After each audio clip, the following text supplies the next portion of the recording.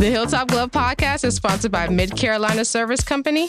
Mid-Carolina Service Company is the first name to search for your residential or commercial HVAC needs in Lexington and surrounding areas. Just go holler at Jason and Clint. They'll hook you up on the air conditioners, on the restaurant equipment, refrigerators, refrigeration, ice machine repair. They've been doing this for years. I know them cats forever. Family owned and operated since 2006, they pride themselves in their quality work and customer relationships. Call 803-356-4153 or visit midcarolinaserviceco.com for a no obligation quote for service today. This episode of Hilltop Glove Podcast is proudly sponsored by Your Dollar Store. Located at 3017 Farrell Road in Columbia, South Carolina. Owned by Brian Thomas, Your Dollar Store has been serving the community since June 2021 with a mission to provide fresh produce and essential household items to neighborhoods in need, serving areas like Booker, Washington Heights, and other nearby locations affected by grocery store closures. Your Dollar Store is a convenient one-stop shop for those seeking healthier food options and affordable essentials. Support a local business that's dedicated to giving back. Your Dollar Store, where you can shop, chat, and leave with a smile. The Hilltop Glove Podcast is sponsored by True Brilliance Entertainment. True Brilliance is a production, promotions, and management company dedicated to connecting artists and producers across the Carolinas to music industry professionals. Several of their clients have placements both domestic and internationally as a result of their services. Are you an artist or producer looking to build meaningful relationships within the music industry? Then True Brilliance is for you. Check them out at paramilitary.com. That's spelled P-A-I-R-A military.com.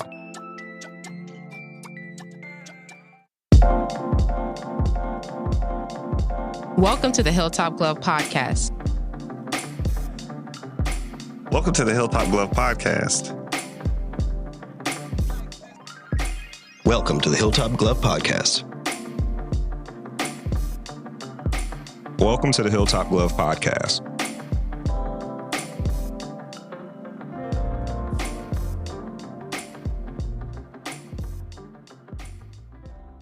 The Hilltop Glove Podcast. Welcome to the Hilltop Glove Podcast. Today we have the pleasure of speaking with Amor L., a Brooklyn native who relocated to Charlotte, North Carolina in 2006. A wife, mother, and a proud Gigi to her grandchild. With over 30 years of experience as an administrative assistant, she ventured into entrepreneurship in 2017, launching her brand, Conversation with Amor. Her journey into wellness took off in 2018 when she joined It Works Global, her to pursue her passion for health and personal growth. This September, Amor released her first digital project, a plant-based cooking guide, marking a full transition into entrepreneurship. Today, she joins us to share her insights on healthy living, entrepreneurship, and the realities behind direct sales. Good morning. Thank you so much for joining us. Sorry we're running a little bit late today, but we're always on time. Amen. So, Amen excellent. for that. Amen. Thank you for that. That introduction, I'm like, I want to meet her. Yeah, you're real. She sounds dope. She's real dope. She's real dope. And I'll go ahead and say we always like to throw out our little edit. We've actually interviewed your husband and your son already, so we're completing the family circle here. Make sure we get everybody into the broadcast. Right. Because you got a dope family, man. They Dope pretty family. old. They cool. They cool people. Yeah, they all right. They all right. They all right. Like, So we're really glad to have you here today. I know from some of the interviews that we've had in the past, we've had people come in and talk to us about some of the things we're going to focus on today. But today, I think we're going to take more of a introspective look on what some of these things really are, because we've had some folks on here. We've talked. Certain topics always pop up, right. and we're going to try to see if we can get some clarity on it. But first things first, if you could just share with us just a little bit about yourself. Of course, we've talked to your husband and your child, but just with you, could you just tell us a little bit about where you're from and how you ended up here, outside of our excellent bio. Right. Yeah, I mean, the bio kind of synopsis. So I've been an administrator since I was 16 years old. So I worked in high school. I did co-op. So you work 1 week and you went to high school. You went to school 1 week. And so that was kind of a crazy experience. Yeah, I loved it. It was, so you get to have this taste of would look like, right? And still have your high school experience. So some weeks I'd have suits on, and then some days I'd have jeans and a ponytail. We talking about the 80s, So that was a great experience. But I remember working for Department of General Services, which is like one of the top city buildings in New York. City servicing. We worked directly with the mayor's office. And so I had this experience as a 16, 17-year-old, and I loved it. I loved that whole corporate concept. So that was my first introduction into being an assistant or just kind of being that secondhand person. And for some reason, I got into my head and thought they didn't offer me enough money. They never did. Yeah. Right out of high school, it's like, how dare you offer me $14,000? That's not enough. Looking back on, that was a lot of doggone money. So fast forward, I worked. I didn't go to college because I didn't think college was because I had life happen, right? So I was sole proprietor. I was taking care of self, and so my mom passed when I was 14. Oh, okay. And so from 14, I basically became the adult of myself. And then my grandmother passed the year I graduated from high school. So 3 years later, by 19, I was literally my own adult. Wow. And so at the time, college was like, you have a family. You need a structure. You want me to pay for 4 years of not making money. Yeah. Not even the payment part. I didn't even know that you could go to college because my family structure was so disturbed, right? And so I was like, oh. And fast forward from 89 to 90, literally it felt like a 2-year span. I don't know, the 80s and the 90s just felt really stretched. Like the years just lasted a long time. So I started working for the department for the Catholic Church. So we're talking about the Archdiocese of New York. The real Catholic Church. So like cardinals and the priest. And so everyone thought I worked in a church. It's like, no, I work for the church. And so the church is the money structure. And operations. Literally, because there's departments that run all the churches, that run all the schools. You blow my mind. Whoa, there's a huge corporate structure behind not just the Catholic. Sure. Any organized religion, there's a corporation behind it. And so here I am, fast forward 18 years old. I'm a Baptist. Hello. Let's talk about it, right? Baptist, working in a predominantly white organization that is predominantly Catholic. And so I had a growth spurt there. 13 years, I've met some amazing people. I've worked with some controversial priests and some that was dope as, dope. Yeah. Like one of my last boss, he's actually became an archbishop. And so I recently reached out to him and congratulated him on him moving. That was like the beginning. Like, so now I'm in this business 13 years and I'm working for the most controversial organization, the pro-life office, and we're getting phone calls. And again, I'm 18, 19 years old, and they're cursing and screaming and all these things. Remember that when you decide to curse somebody out about your issues, they might just be a kid working a job. They might be a kid working a job, and you're like, you got to take it, right? And so I learned some amazing skills from some amazing people, and I kind of put that armor on, and I fast forwarded, and I've only had 3 actual entire life. Really? 13 years with the Archdiocese. I worked about 4 years with R.R. Donnelley, which is a financial printing company. Okay. So when I left the Catholic Church, I went to R.R. Donnelley. So this is after 9/11. And we did so all the financial reporting. So when you do your year-end, my brain is really foggy right now. I can't think of anything. The annual report. Your annual reports. Yeah. There you go. Printed, Absolutely. I've made them before. They're great. Right. Exactly. So I work for the sales department who go out and try to get those deals. So we actually printed the Google deal. So when Google went public, I remember us printing those prospectus. Oh, right. Because I got to send them out to ship. And tons of people at that point. So I had 7 sales reps that I supported. So I went from supporting priests and working with nuns to now I'm supporting sales guys and like living the life of Raleigh. My kids had the best life ever. We had tickets to all the amazing, we had the sporting suites. Oh, like God. Yeah. Like we lived in, my daughter had, I think, her 8th her 8th birthday at the Liberty game. So we had the entire suite in Madison Square Garden. So we like fun stuff like that. That's like, fun. A little, it's a little something. Yeah. So it doesn't sound like you had any issues with the corporate world or being an employee. What kind of motivated you to try something different? When I got to Charlotte, and so I spent 13 years with Bank of America, right? Oh, that makes sense now. Okay. So I've had, again, 3 jobs. Yeah. And so you see the ins and outs. So I tell the great story. I had some life moments. Like I healed a lot at the Catholic Church, just kind of and all those things and putting things in perspective. I had one of my bosses tell me at the time, he was just Father John, and he said, "You're more Catholic than most of the brothers that I went to seminary school with." And I remember him saying that, and I was just kind of on this because I understood the value of the sanctity. Okay. Right. Whatever, just the value of it, and kind of like living through it, like just being honorable and I don't know, just really kind of honing in because I'm hurting. I'm still a kid. Remember my mom passed away when I was 14 years old. And here I come and I just asked the right questions, right? And so we can go in not knowing fast years I would be a Moorish American woman and understanding that the Black Madonna is, Preach.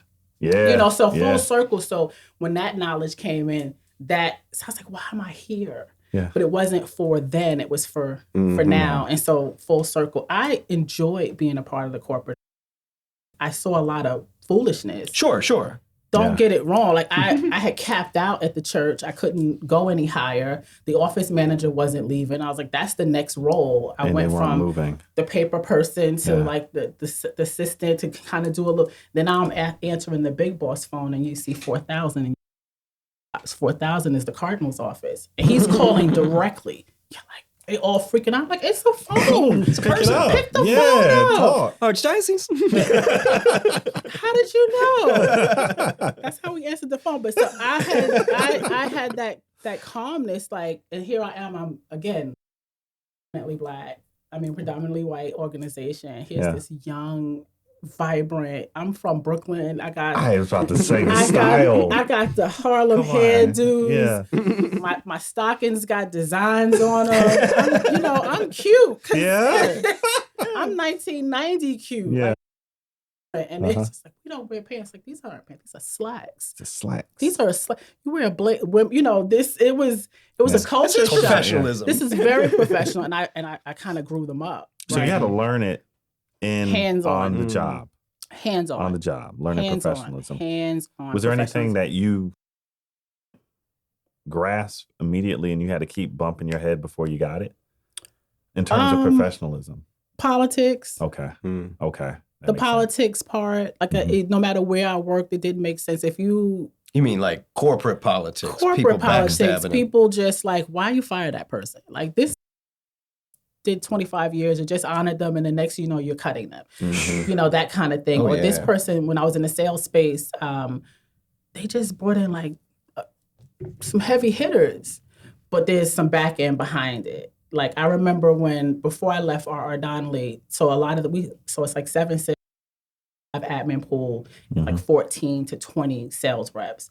And they kind of partition. So if you're really, really good, then you had the high-end heavy hitters, the guys that make a lot of money. And then they had their preference too. So they kind of got who they wanted to work with. But they were messy. They were messy, meaning the perks was like they would always have their friends, giving their friends the Yankee tickets, those kind of things. And so at some point, management came to us from a admin perspective. It's like, I need you guys to start going to the concerts. Tell me who's in the concert. So we started to like dig deep. Yeah. We need you to be a spy. I also elevated our values. Sure, yeah. Well, and you get into the concert. You get into the concert. Madonna. I've had some amazing, she Madison Square Garden with no air conditioner for 2 days. Horrible. It was horrible. Lights and everything on. LEDs, man. These are halogens. It's hot. No air conditioner because it affected her voice. I think she heard Luther Vandross or Aretha Franklin say that, and now that was her thing. And it was insane. Wait. So you're telling me she requested no air conditioner? Yes. It's not that it was broken. Oh no, Madison. It wasn't broken. She requested. test of your diva-ness. Yes. With the Skittles. It was a Skittle thing. It's a Skittle thing. Yeah. It was so. I mean, I've had some amazing. Like we had some perks, but it was work though. We wanted to know who was in, who was coming in, because those perks are to lure your potential customers in, right? Okay. And so you want to.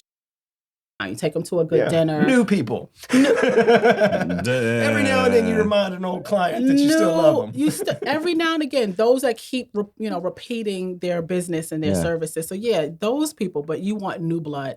And so I remember when you asked how did I get here, and maybe I said here in North Carolina. I was pregnant with my son, and we already have 3 daughters, 4, one I didn't birth, and I remember telling my manager, I was like, don't put me on the schedule. Because, the Madison Square Garden, all the tickets come out, and we kind of started assigning assistants who's going to be at what event. And they were like, what are you talking about? Put me on moving forward. I'm moving to Charlotte. They were like, girl, you lying. You didn't even have your baby yet. What are you talking about? I'm like, no, seriously, I'm not. It's not a game. Like, I'm doing a couple of months. Like, I'm not going to come back. So, like, August on, don't put me on. And they were like, yeah. My daughter graduated from elementary school on June. We were on the road July 5th. We were signing our lease August 1st. My son was 8 months old. Amir was 8 months old. So he's Charlotte homegrown. Got you. He was 8 months. He was born December 30th, and we were out of here by August 1st. So I had a vision that it was, I just, New York was just, it became, I couldn't see myself in the politics. I didn't like where my car was parked. Like, we didn't know where the car was parked. This is real. Yeah, this is like, real. it's a real thing. Like, we had a blizzard in 2005, the year my son was born, and a kill parked the car like 4 away. I'm walking through the street like with the car like boop, because I don't know. That became, I'm over it. Like, I'm over it. So the stress of living in the city. It wasn't like, if we didn't have any children, I would ride it out. Oh, it was having 3 kids. It was our daughter. So we were going back and forth to pick her up on our weekends, and then we still had these 3 kids, and laundry's not inside the apartment, so we're going and we're doing laundry services, and we got to walk 2 flights in the car, and this and the grocery and that, and there's no parking. It was just like, you know what? No, I don't want to raise my son in this. Like, you need. You need lots of grass, and it's time to go. I'm telling you, man, everybody think that. Like, it matters. It matters. It matters when it matters, right? So if I'm Brooklyn all day. Like, you cut me. BK comes out. Like, I love my borough. I'm a native, but you couldn't pay me to move back. Question. So did you have any family? He had one friend that he grew up with, childhood friend. They have the same born date. We came down to visit him. After we had reconnected, we came down for our anniversary. Him and I just drove down, and I was like, I could live. Spectrum wasn't even built yet. Spectrum was framed out. Like, it hadn't even, they just broke ground. And that was in, I want to say 3. And I was like, give me a year. Yeah. Or 2003, 2004. However, the place, in the plan, I got pregnant with him, and I was like, all right, well, let's have this last baby here, and then let's literally ride this out. And so the vision was, I want grass. I wanted trees. We were looking up, and then New Jersey is like it wasn't worth the we're not fixing up for people. Like, I'm gonna need ready to go. I'm gonna need ready to go. I'm gonna need moving ready. I'm gonna need the pipes to not be rusted. Like, we're still young. We're a young Brooklyn couple, and we're not handy. Him and I are corporate. Exactly. So I was like, this ain't gonna work. But I can see myself living here. I can see the vision, and I can see where my kids can really flourish. And just a quick backstory, because we made those choices, we were able to homeschool our kids for 14 years. He just graduated this past June. So we had 14 years being hands-on parents with our kids. We got one that's got a master's degree in sports management, and one is a serial entrepreneur. And so I don't think those stories, and you guys have met this guy, he's jack of all trades. He's just phenomenal. Yeah. And it's because I believe the corporate background from his mother, right? And understanding the structure and how to feed that to them, like touch all the things. Yeah.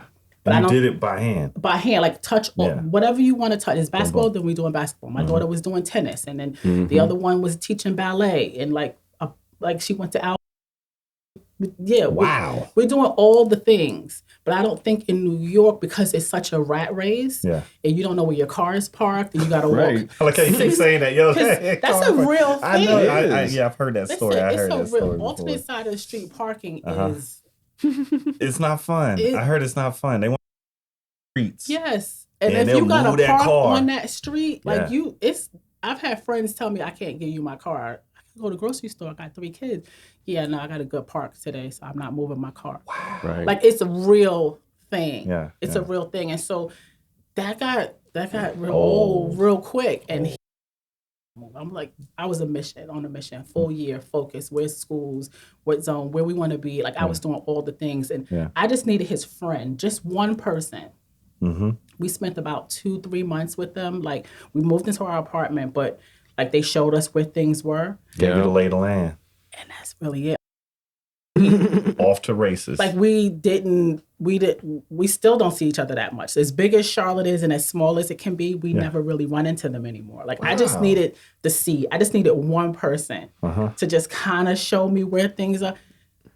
We got our own set of friends. We got our own set of family. Like, we stay on our own side of town.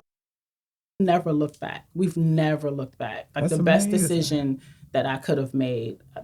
To come to the South. Absolutely. I'm from Georgia. My family's born and raised in Athens. This is why I asked. You ready? Always ask folks who are from the Northeast, because, I mean, like history, right? I know about the migratory patterns. I'm like, you gotta have somebody in your family that's from, unless you came direct from Phyllis Wheatley's lineage.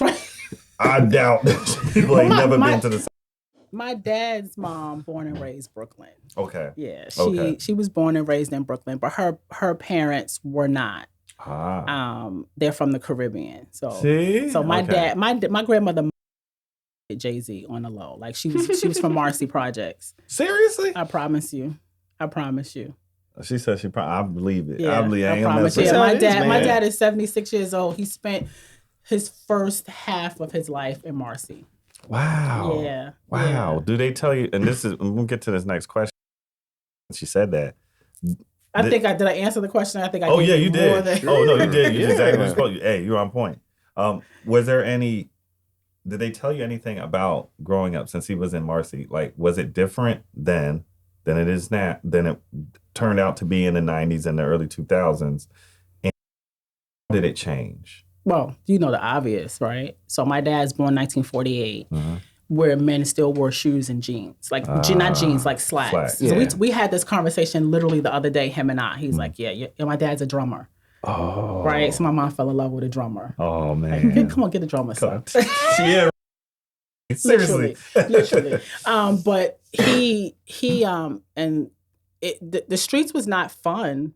Yeah. In the 50s, 60s. My uncle was murdered in the 70s, probably like right before I was born. And it was bad. Like, it was bad. The streets was bad, but they had pushed so much drugs.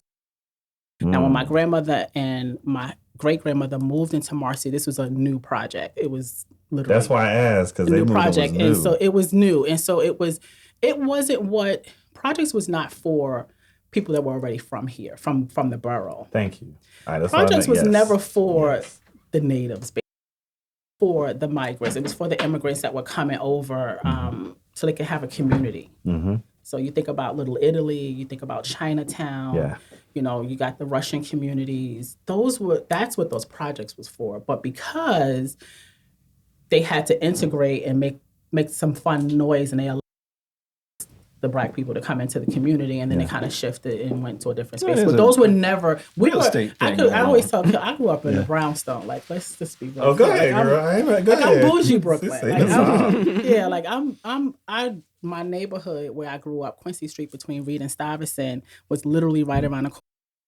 Likely filmed Do the Right Thing. Oh, God. So I'm that Bed-Stuy. Okay. Like, he came outside from Clinton Hills and came right into the hood. He filmed right on Stuyvesant and Lexington, and we watched him build the whole community up. And there was bandit buildings that he painted, and you watch him do his thing at night. We watched it the other night, and I was like, wow, that's neighborhood. Like, that's my block. That's your block. That's my block. You know, or there about the cross streets of it. And so what shifted and changed was the drugs that infiltrated into the community, because the young men at the time, if you look at any 60s, 50s, 60s, you go back 40, obviously 40s, but when you 70s, men were like, you got dressed. Yeah. You should. I know what you meant. Men were men. I was trying. I knew you were trying not to say that, but I knew what you. Well, go ahead and say it's it. that photography book we were looking at the other day, and everybody was swanky, and it was just crack. Yeah. Not before crack. So before heroin. So before heroin. Smack. Before the dope era, before the drugs got pushed into the community to destroy and blow them up, that's when it happened. And then, unfortunately, that was the story that my uncle, unfortunately, lost his life because of drugs. My dad, put 5 Black people in the room and tell me one person they had experience, because that's a program. My dad remembers telling me some stuff that he was he was in the service. And they asked him where he lived. I think he was about to come home or something like that. And he gave the area. And the sergeant, I probably shouldn't say this. It's exclusive. Go ahead, exclusive. The sergeant, and I think I don't think he realized he said it out loud. He was like, how did you survive that? Right. Because there was a plan to flood the community.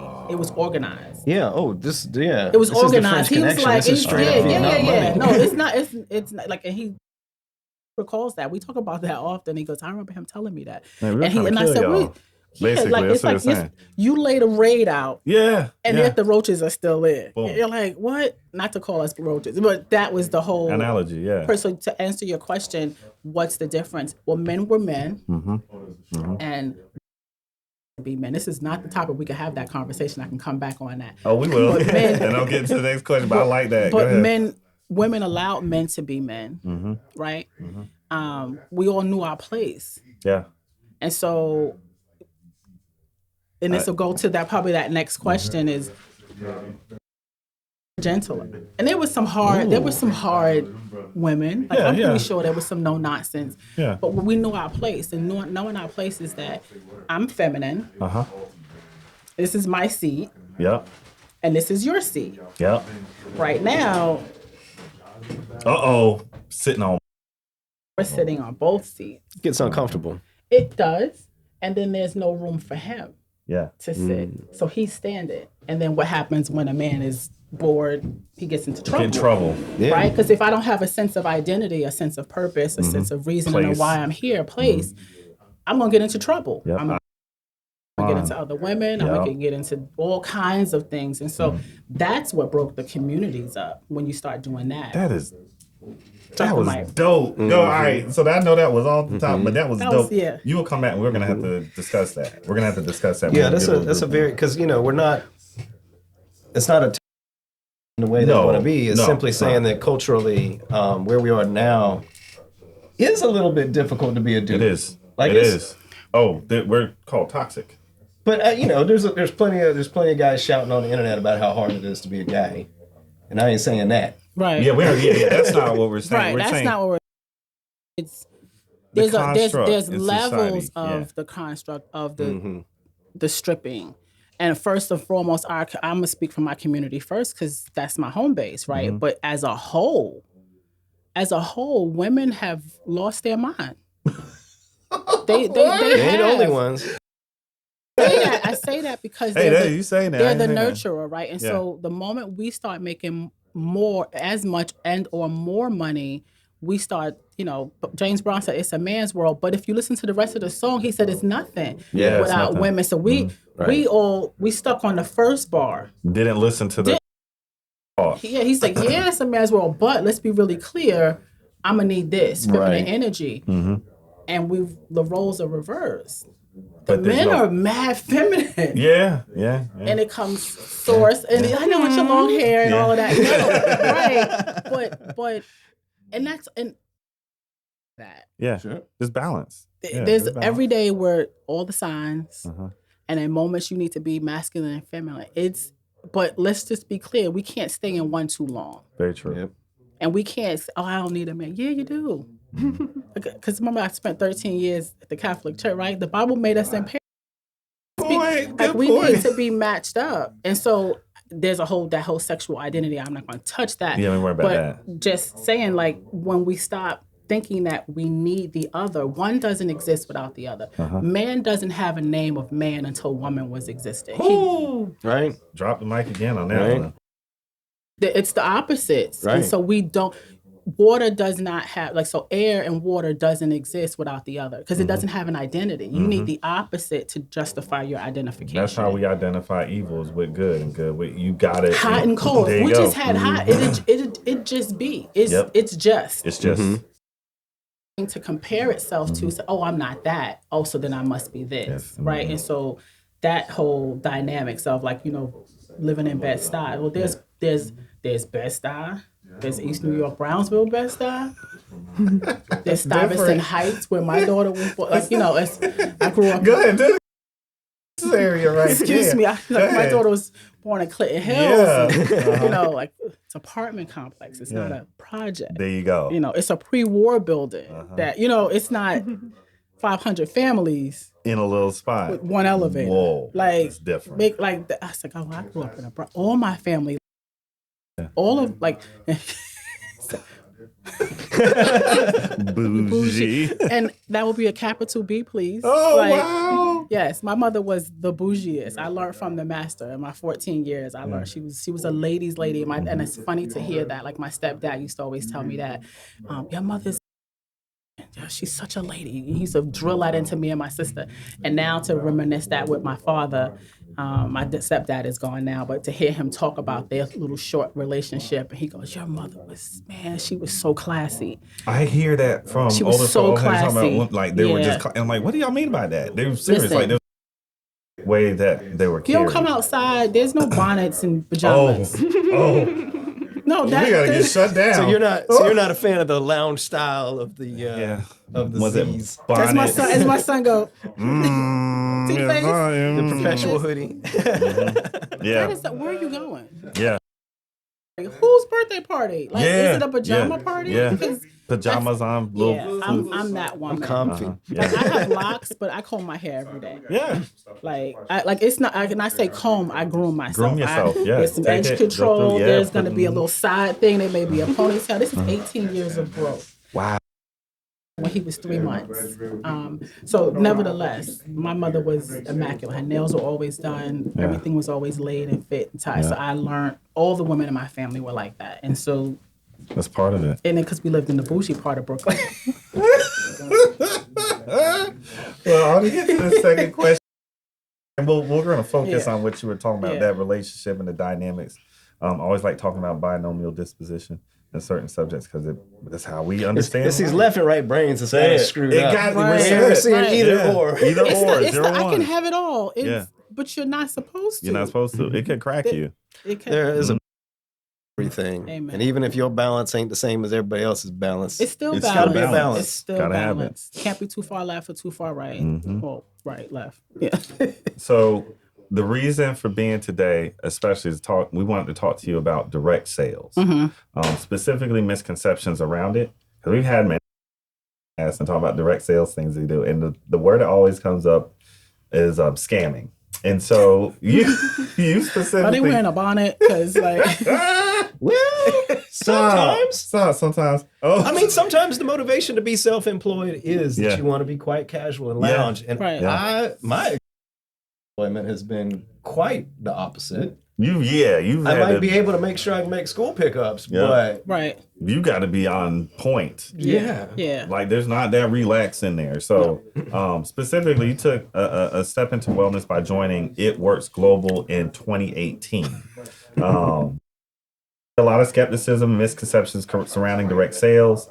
How do you address these concerns, and what do you wish people understood about the potential in this field? One, I think you should need to. That's a great question. That's a really great loaded question, because I think certain communities understand it, and I think certain communities think it's a scam because of the education piece.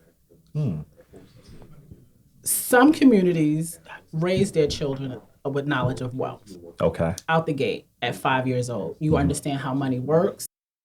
Save, you understand how to get it back, how to make it work for you, and all the things and the structure of their lifestyle. And then there's some families where everything is hand, foot, to mouth, right? So everything is like, we're just getting by. We're surviving. So surviving is not living. And so if you have generations of survival mechanisms, it's really hard to teach wealth education because I've never seen it.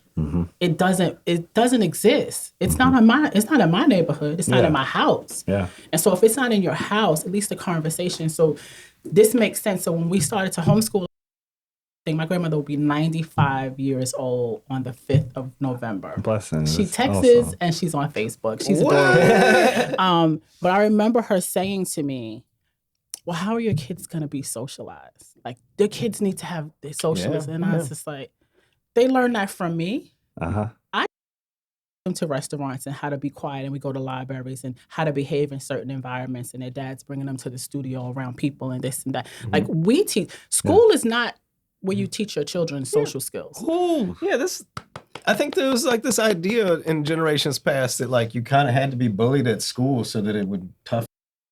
No, seriously, it's real. Like, no. No, that's. I mean, exposure to other kids is important. Sure. Yeah. Right. And working things out with kids. Working things out. You don't get into kids' conversation. Like when kids are fighting, they're going to be friends in 5 minutes. Yeah. Let them figure out, okay, we don't hit when we're angry. We don't. And there's a moment where you feel like having those tough moments at school toughens you up. But if you're not psychologically ready, prepared, right, it's abuse to deal with that. That could crush a child because it all starts at home. So the strength muscle of learning if you can't take your dad's criticism or your mom, I don't mean criticism. Like that shirt ain't cute. Like, all right, I'm trying to give you a heads up. Like my mom used to call like that's where you going? Yeah. Like, I'm cute. No, you're not. You couldn't tell me that wasn't like that was this is a cute outfit, you know, but your parents are like, no, that really doesn't match. Or you might need to iron it. The criticism at home, then the bully in the street ain't got a chance. Like, man, my mom ain't let me leave outside. What you got to say ain't nothing. Like, I'm good, you know, that kind of thing. And so that same thing goes with financial literacy and understanding direct sales and what it means. Because it's direct to the consumer. Hello, we need to understand what that means. And so our community, I get. What kind of treatment you getting out here in the streets? It's, you know, I gotta research that. Oh, let me check the ingredient. Can you send me the ingredient? And I love that. I love that for you. Question what that doctor just prescribed you. Holy, yeah. You know, every time you order something off of Amazon or Postmates, have you checked the ingredients to McDonald's? Like, I'm just. Yeah, that's a good point. Who do you trust? Do you trust the corporation you know is out to screw you over? You know it. And do you trust the pharmaceutical? Right. Is doing something shady all the time. Right. This product may cause. All this one that kinds of gets things. me ready. A lot they be causing anal bleeding. Part of my language. Yeah. It's multiple prescriptions. They advertise it on regular television. It's like, did you hear that? And then right. That's weird to have to say that. And then you got 5 people go, I take. Did you hear the commercial? Like, did you not hear? God. So the misnomer is really the education. So I go into an education space of, first and foremost, I don't sell anything. Okay. I share. Explain what you mean by that. I share information. So before I started with the business, I was a customer first. I saw my friend post on social media, all my friends. I was like, oh, this is going to be the year I'm going to buy whatever they selling, I'm supporting. And I was like, well, she just had a baby. She's talking about these wraps. She's tightening her stomach. I was like, oh, she get her postpartum body back? This is interesting. Hey. She doing this cleanse. My sister's about to turn 50. We about to go to DR. I think I might need to do this cleanse too. Let me do this cleansing. And I'm just like, I'm in my late 40s. I know it's hard to believe, right? Go ahead. But I'm saying, like, in my mid 40s, and I'm like, I need to start doing more for me. Because now the kids are like growing and I'm not so hands-on mommy. And Akil's got the homeschool thing on auto. And I was like, you know what?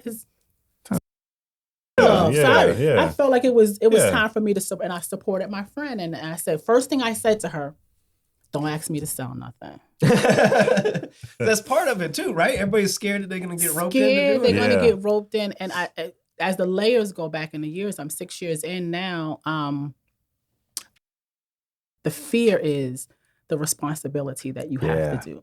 Yeah. It's like, you're going to ask me to do something that I don't think I'm capable of doing. So I don't want to jump past the next question, but the misnomer, the misconception is the miseducation. Okay. It's a job.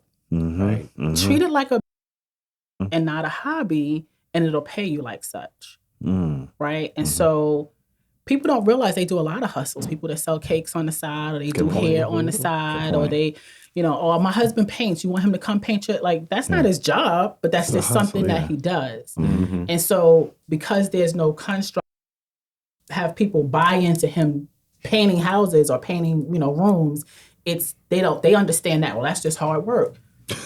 The salesman used to knock on the door. Yeah. The insurance man hit the pavement. And I know you need health insurance. You need life insurance. Like, no, I don't. You do.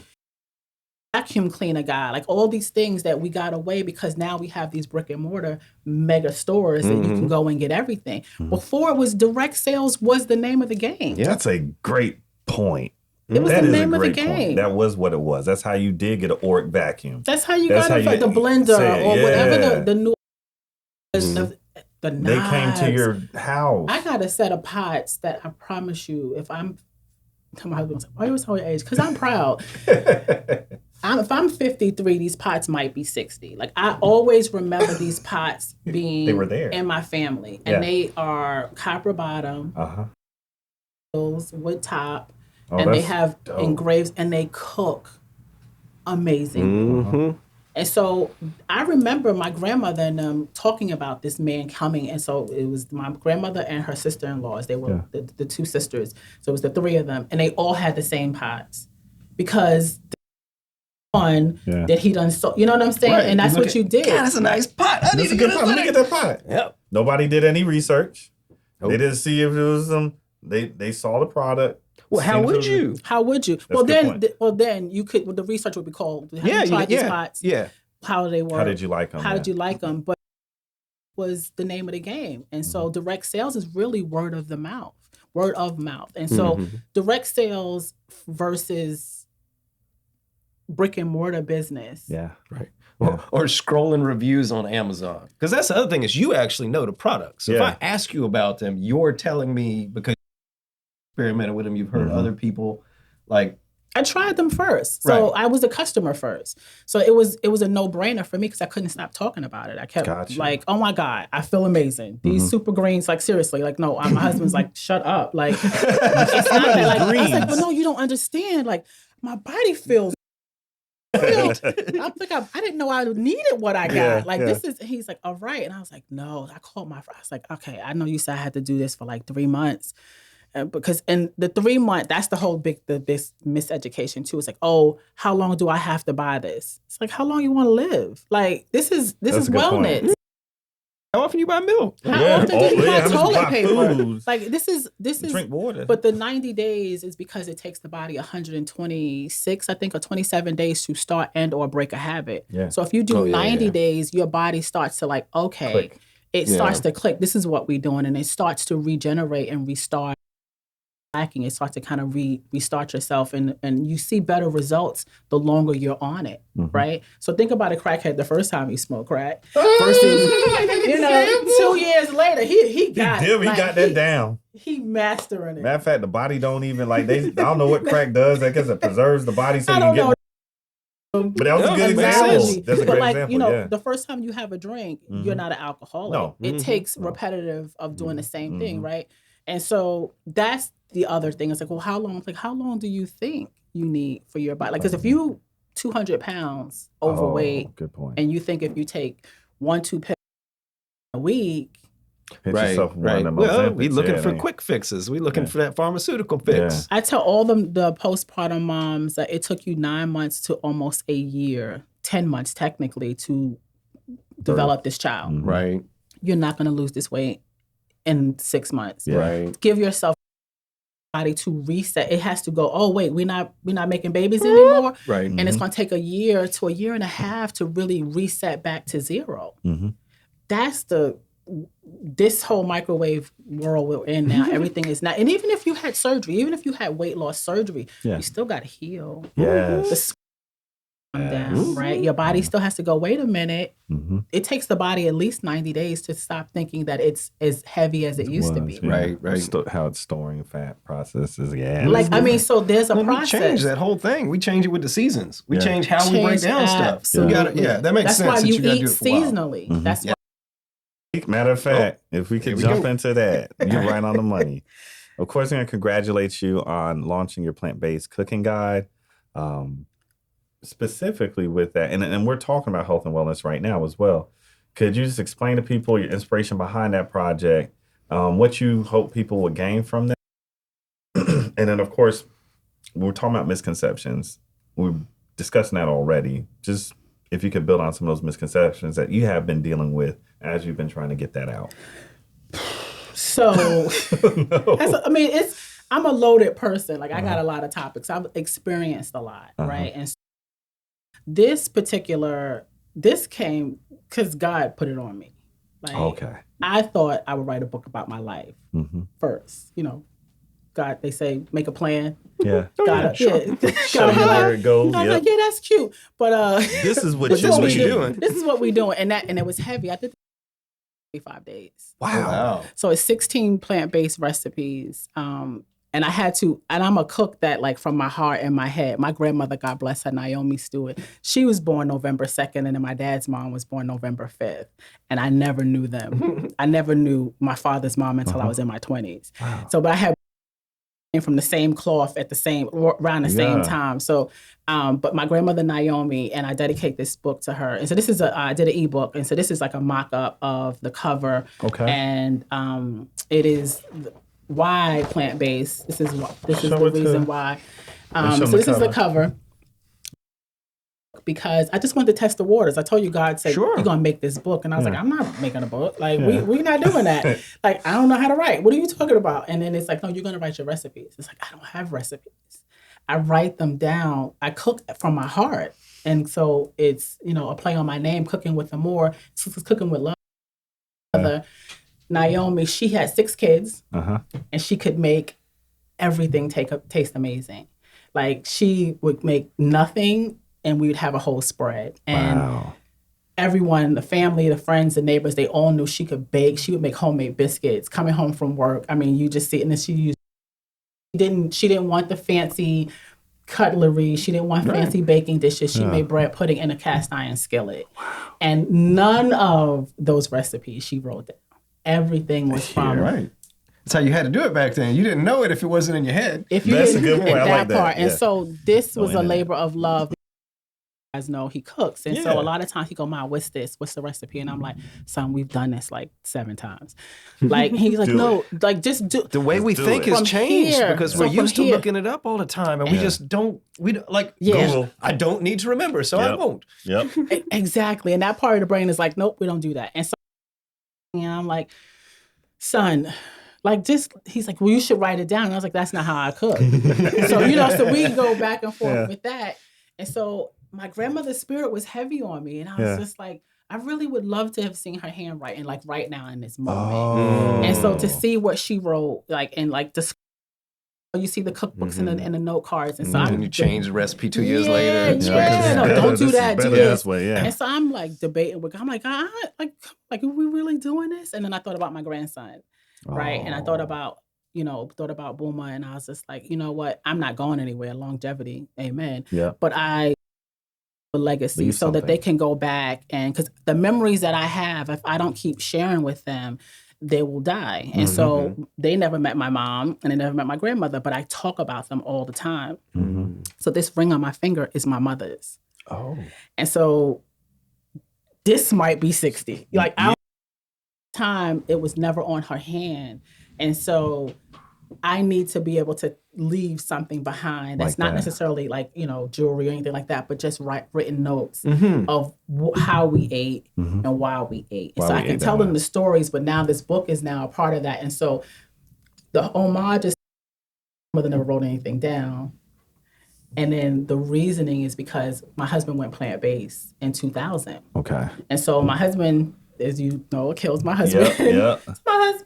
I said, my man, that meme all over the place. And so in 2000, he was having, like 99, he was having his prostate. And the doctor told him, let's just lay off the meat for a little bit. And so at the time, we were eating everything. I was doing pernil, we were doing short ribs, we were doing pot roast. Like, I cook. Right? And he's like, just lay off all the meat, because his body, he was eating steak and eggs. before I met him. So he wasn't a high fiber diet. And so greens, maybe on the holidays, he might have some collard greens, but throughout the rest of the year, it wasn't there. And back to the 90 days thing, if you're having it once in a while, your body doesn't know what to do with it. Your body doesn't know what to do with it. And so he had an Indian doctor, and he told him, he's like, unfortunately, your community, men are low in fiber. They don't have enough fiber to put in their system to help go to the bathroom. And you may think, well, I go to the bathroom, I'm good. But if you're eating 3 meals, you should be going to the bathroom 3 times a day. And so think about a baby. The moment that baby drinks that bottle, instantly it poops. Have that next bottle, they go right to the bathroom because their digestive system is clean and it knows I take what I need and I remove the rest. Our body's like, I'm not even taking what I need. I'm just going to hold on to it. And so we become constipated and stagnant and all that. That's the disease starts in the stomach is the most important thing. And so when he started to detox from meat, it wasn't hard. It was like in the beginning, it was like, oh, okay, so we stop eating pork. We just won't do short ribs and beef. So I was still doing chicken and turkey. And then one day I made a pot of turkey spaghetti and he ate it during eating meat. And he's like, oh, I thought that was for me. And I was like, no, because they didn't have all these substitutes. Oh, yeah, that wasn't a day. No. It was barely. You had to do it yourself. Right. It was, you had to really dig. You had to go to the health food store. The health food store. You had to go to the roster communities. Yeah. Where, you had to really search. And I'm from South home. I'm like, that's earthy crunchy. I'm not making my own. That's earthy crunchy. Like, we doing a whole lot. Like, no jackfruit in here. Oats. Jackfruit, like nobody's doing that. Roll oats. Rolling literally your own oats. And so this book was an homage again. The position of the recipes was, I wish I had me in 2000. In 2001. Point you in that direction. How to be like, okay, look, let me show you. This is easy. And so this is why this guide was super easy. Shoot, I need one then. It's 16 recipes. So this transition came out of, I have to figure out how to feed this man. Yeah. Right? I had to figure out how to give him, and now he'll eat a salad and it's amazing. Yeah. Back then, it was like, this is rabbit food. Right. Like, I'm a football player. He playing semi. Same too. Yeah, that could be difficult. He needs to eat. And so even when we would go out to family events, they would go, oh, there's some salad Akil can have. And it's like, nobody wants to eat a salad. It's Thanksgiving. Like, we want, why you got to put meat in everything? It's meat in the sweet potatoes? Yeah, don't play around. Yeah, a little fat back, sprinkle it over the top. You must get the crunch in there too. So that was I was like, but I didn't go plant-based, and that wasn't even the name then. It was vegetarian. Right? Yeah, and I was it wasn't even vegan. I was like, I'm still eating chicken. Like this was a ministry in our marriage that was, and it was. My grandmother's not here because she could have probably told me like, okay, girl, let's whip up, and like I had to figure these things out. And so, 24 years later. We eat well. We eat very, very well. Thanksgiving is, and I use that. We don't celebrate Thanksgiving, but the holiday season, we eat. I made I don't know if y'all follow me. So last Sunday I did barbecue mushrooms. I did sauteed kale, like I cooked it like collard greens, and I did mac and cheese and sweet potatoes. And so that's the Sunday dinner. That's awesome Sunday dinner. And so all the memories of there, because you got the creaminess from the you got the sweetness from the sweet potatoes. I wanted barbecue because I like the barbecue combination, and I think they just had the mushrooms just fried, and then that satisfied me because you got that meat component, I guess. And so those recipes have come from trial and error, like trying things out. There's some things they mess with that.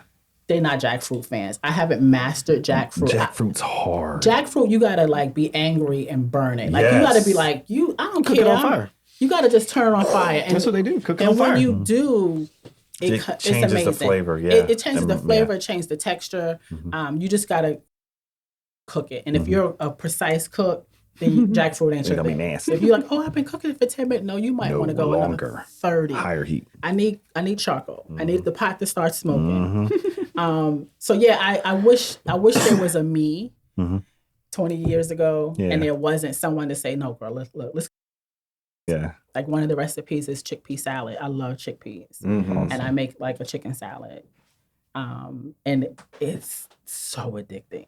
Matter of It's fact, so chickpea chicken salad. Yo, it is Yeah, very good. It's very good. Season it with your poultry seasonings. That's what I was gonna say. I think a lot of people don't realize that the seasoning. It's the seasoning. If you can season it, it will make it. That's make it. it work. The kale tastes like collard greens, and it's only Yeah. because I didn't like the way the collard greens looked. Yeah. And I was like, well, look, I'll just make the kale, and you saute, you cook them just like greens, and you do the same things besides putting a ham hock in there. Yeah. Oh. So I know. Before we wrap up, I want you to make sure that you do drop where people can find this, and then any other. Of course, drop your Instagram and stuff, all the socials. And then if you have anything upcoming that people should know about. I do want to fill this in right quick. So really add to the direct sales thing. I wanted to let my community know that there's money for you, right? There's support for you. There is, if you're open and coachable to change that mindset from employee to business owner, if you take that same support, that same thought process, commitment that you get up to a job every day, you're not late, and you're present for your manager, and when your manager disciplines you or try to coach you into a new learning space, you receive it. This is direct sales, right? So I have a mentor who is 34 years old. She's been doing this 13 years. She's got 4 kids. She's made over $2 million in the business. She's debt-free with her wedding, built and brought their home, put her sons through private school, and now she has 3 littles in private school. Not only did private school was a big factor for her to start the business, she had fertility issues. And so this business funded her fertility treatment. So she has 3 beautiful children with her husband. And so that, every time I see her, I'm just like, if she could do it, I could do it. You could do it, yeah. And I say that because meaning there's space for us. It's just the education part. You got to have a big why. What's your why? Why do you get up and go to pay your bills, right? So a business is more than that. What else? What else do you want? We're afraid to ask for what else. What else looks like the comfort? What's your why? How do you want to raise your kids? Certain schools. You want to drive a certain car. You want to live in a certain house. You want to pay off certain debt. That why is what you business. And you won't be the nosy, annoying person. Like, hey, could you buy this? Could you buy this? Could you buy this? You, especially if it's products that actually work. Yeah. Right? And you find your own reason why. My biggest thing, I was carrying some weight. I was home now and I needed to lose some weight. And I needed to do things for myself. Take this lifespan of health and wellness to the next level. Excellent. And so that was why. So finding your why and feeding that will drive you every day. I think if you're into makeup and if you're a makeup artist, I think you should be selling Mary Kay because that's your wheelhouse, right? It's like know the seasons, know the industry, find what fits for yourself and your personality, and just be open. I think just be open. And so this book worked well because I'm a wellness coach, right? Yeah. So I'm trying to tell you how to share you, how to help you and support you, how to be healthy and well. But what else you going to eat? And this wasn't even about like make a couple of dollars. It was released on 9/20, which is Akil's birthday. Go ahead. So it was definitely an homage to him because of his choice to, one, be here for our family. Yeah, long time. And he's never wavered. 24 years. He was a hot wing, buffalo wing guy. That's what's crazy. And he is not backslide. And he's never even like licked it, like take his finger, like, oops. He's never. He's just the discipline. Yeah, the discipline. I'm inspired by his. He talks about that. Yeah. His discipline is bar none. It's infectious. Like, and so I've gotten to be. I could be better, but there's always room. Yeah, right. There's always room. Yeah. So my Instagram is Amor 831, and then the one specifically for health and wellness is Noble Health. Yes. At Instagram, and I'm at Facebook, which is my favorite. Like, I'm old school, right? Facebook is at Amor 831, and I'm on TikTok. I got 2,000 followers. Okay. I've already been with the TikTok. I've been accepted in the affiliate program. Yeah, yeah. So I'm excited. But I'm cooking with Amor. There's more to come. Hard copies are coming. You can find it right now. My website is weird with this digital product, so you can message me directly. and I can tell you how to make the payment. It's like I said, $9.20, and I can send you the link to download it. And so there's 16 plant-based recipes in there. There's a mushroom po' boy in there, which is absolutely amazing. And so I connected with the lady that you guys recently, the purple elephant. Purple mushroom. I want to connect with her and get some of her mushrooms and do some demonstrations and do some content around with the recipe. So the mushrooms is my jam. Like, I am enjoying. Find out how good they are. And I used to hate the little white button mushrooms. Yeah, and that was just There's great mushrooms. There's so many. Mushrooms got flavor and style. You can deep fry an oyster mushroom. Oh my gosh! Yes, you don't need so chicken. Good. No chicken fingers no more. The first time I fried the mushrooms, the kill was very, very, very, very impressed. He's just like, that's not gonna taste good. Make more. Dip in sauce. Make more, and that's what I did when I did the barbecue. But my favorite is probably I do a Philly no-steak cheesesteak with portobello mushrooms. Ooh. And so it's like but it's a Philly cheesesteak pasta. What? So it's no bread. It's literally penne pasta, mushrooms, pepper, and cheese. Crack in a pot. Like, it's so good. The recipe's in the and you can play with it. So my whole idea with creating these were meals that we cook every day. Yeah. And I wanted to show you how easy and simple they are to take meat out of your diet and add more plants in and treat them. Which is the seasoning. Which is the seasoning and the preparation. Yeah, so it matters. It matters. I make a curry chickpea. So like you like curry chicken. So I use chickpeas as the meat, and sometimes I add mushrooms because why not? Yeah. And you cook it the same way. You do coconut milk and you do your potato and you steam it down in the over rice. Like, you don't even miss it. You don't even miss it. Man, that's in the volume 2. You make me hungry. It's been a man. All right, so we're gonna make sure to have you back so we can discuss what we were jumping in at the front. It had nothing to do with what we're supposed to talk about today. No. So I think that's gonna be something. I mean, this is something that my brother and I we would discuss on Arbitrary Conversations. But I want to dig into that. But I know wrapping up today, I just want to let everybody know this is DJ and what? Mike. Skip. Rip. And our esteemed guest, Amor. Excellent. We want to thank you so much for joining. We'll have you back. We got to have that discussion. But for the Hilltop Glove Podcast, signing off. Till next time, make sure you tell somebody next time that you love them and you appreciate them. Peace. The Hilltop Glove Podcast.